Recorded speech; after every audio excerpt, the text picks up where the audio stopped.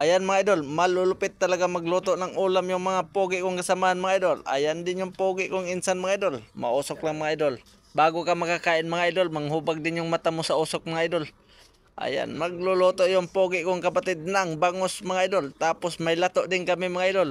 Ayun bangus namin mga idol oh. Napakasarap talaga magluto ng pogi kong kapatid mga idol. Sinigang na bangus daw mga idol, may lato. Ayan oh.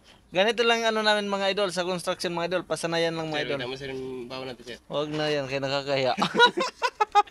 Malupit talaga mga idol. Wala kaming grepo dito mga idol. Igib-igib lang ng tubig mga idol. Kaya ganyan diskarte namin.